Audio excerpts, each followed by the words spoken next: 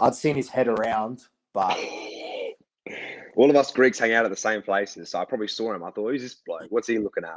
yeah. If he stared 1 second too long, we probably went to a punch up.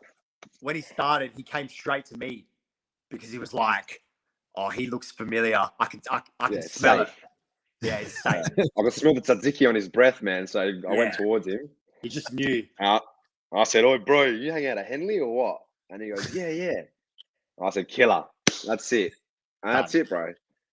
7 years later, we've traveled the world together, and we're the greatest tag team in the world. And then we found out later that our yayas, like our grandmas, are good friends and used to back in the day, hang out. Yeah. They used to be at the same parties together and everything. So you know what though? Small world. That's such a standard Greek community story in Adelaide though. Like everybody's fucking grandparents know each other, and you know, like it wasn't surprising at all. So yeah, but like we just, like I was saying earlier, like when my initial exposure to the tag team, like the idea of the tag team was like, it's so organic. Like we just gravitated towards each other. It wasn't just like, I will just throw these guys together and throw it at the wall and see if it sticks. Like it was like, there was no other option. It was like, they're going to be a tag team. And like, we never even, I don't know about Gabriel, but like for me, I never really sat there and thought when's this going to break up? Like, when are we going to go our separate ways? I was just like, this is what I'm in. I'm just in this. And then after a while, it's like, it's all I know. Like I've always only ever been, I had 3 matches before he was because I started a little bit before him. I had 3 matches before he was ready to perform in front of people. And then that was it. Bang. We've been together ever since. So I don't know any better. I don't know any better at all, bro. I've only ever been with him, you know? Yeah, there we go. Yeah. But I don't want anything else. And we've sat there and had those conversations oh, you know, what if someone tries to, when I'll break up? When Vince McMahon says, here's $10 million to make an angle out of this. I'll say, no worries, I'll break up then. But why would I break up until then? Exactly.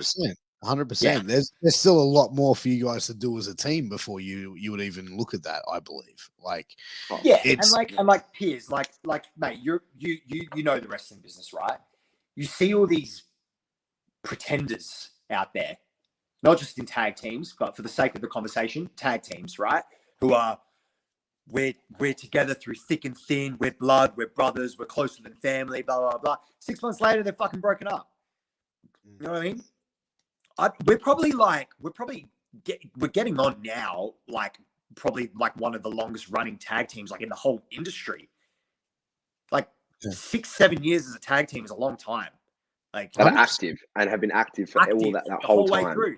We haven't had a break. The only break we've had was during COVID, and that was about, how long were we off shows for? 5 months in Adelaide? 6 months, maybe. Yeah. 5-6 months. That was it. And then bang, straight back into it. And the whole time during that kind of lockdown, we didn't have it as bad as everyone else in Australia, but during that short period where we weren't doing anything, we were at each other's houses all the time, making content every day and training. And we're in Zoom classes. We had online coaches. Yeah. Carlo Cannon has a great fucking online system that he runs. We work with him. We have as well. We have incredible. What people have to understand as well, and I think it's really underrated, because people think in wrestling oh, I'm just a pro wrestler, I do this. In every other sport, whether it's you're a soccer player, you're in the UFC or whatnot, you create a team around you that works. You know, you have to surround yourself with people that you can learn from and get better from. If you sit by yourself every day, you have no one to critique you, no one to help you. We've associated ourselves with guys like Rocky Monero, who's drastically helped us and gotten us to the next level. And then we have, thanks to Eli going and training at the Storm Wrestling Academy in Calgary, we regularly get all of our matches reviewed by Lance Storm.